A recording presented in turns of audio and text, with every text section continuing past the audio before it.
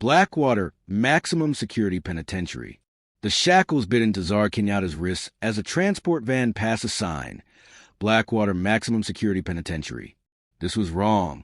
Blackwater was a men's prison, the most dangerous in the country. She was supposed to be at a women's facility. Someone had set her up. Someone wanted her dead. But the corrupt officials behind her conviction couldn't see the cold, tactical assessment in her eyes. Hundreds of violent male inmates sized her up through barred windows. They thought she'd be easy. They were wrong. The van was heading north, not south to Millbrook.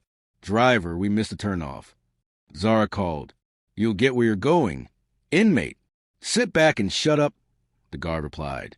Staff Sergeant Kenyatta, her military self, was buried. Here, she was just another felon. The arrest still felt surreal. One moment milk, the next face down, accused of armed robbery. Her lawyer, David Steinberg, had been confident. This case is garbage, he'd said. But the system was rigged. Witnesses changed stories, footage vanished, and motions were denied. I've never seen anything like this, Steinberg said after the verdict. 10 years minimum security. This wasn't minimum security. At the Blackwater gates, Zara's blood ran cold. I'm supposed to go to Millbrook. Computer says different, the guard said as they rolled through. Inside, Zara's mind shifted. High walls, maximum security, all men. This was a setup. A sergeant with dead eyes confirmed her male housing classification. Maybe you can sort out with the warden. As she walked toward intake, inmates watched, predatory eyes assessing. 15 years of covert operation screamed. This was the most dangerous place possible, a setup. She had to survive to find out why. The intake was a dehumanizing grind. Strip search, shower, indifferent nurse. History of violence? No, Zara said, hiding years of classified kills. Rodriguez, the intake officer, was confused. Classification says male housing. You got some kind of gender identity situation. I'm a woman. There's been a mistake. Above my pay grade. Warden Keir will sort out tomorrow. For now, Block C, general population. General population. Alarms blared. Across town, Vincent Caruso toasted with scotch.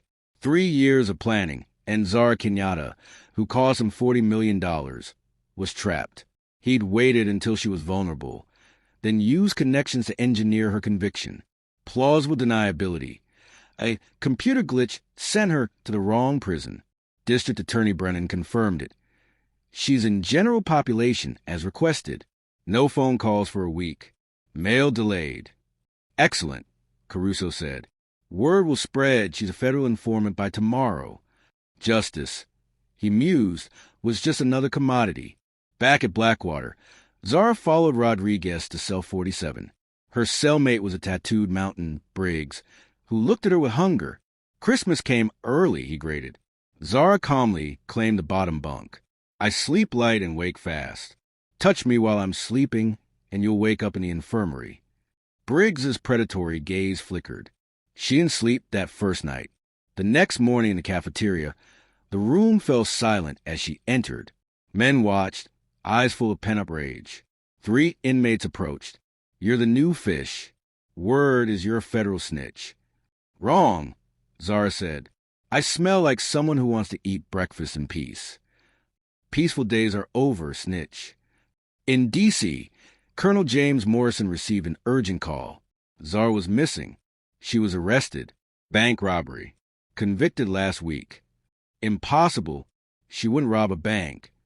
Gets worse. She's at Blackwater maximum security. Morrison's stomach clenched. Someone wanted her buried deep. He reached for his jacket. They'd picked the wrong soldier to mess with. At Blackwater, Zara observed the yard's unwritten rules. Guards gossip about her military bearing. Sergeant Willis, Caruso's inside man, approached Dalton Viper Hayes, the Brotherhood leader. That new fish, she's a federal informant. Hayes' eyes gleamed. High-value target. Accidents happen here, especially to snitches. Hayes began planning. He didn't know his target had spent years where one wrong move meant death. On Zara's 4th day, 3 Brotherhood members cornered her. End of the line, snitch. Wrong person, Zara said. They attacked.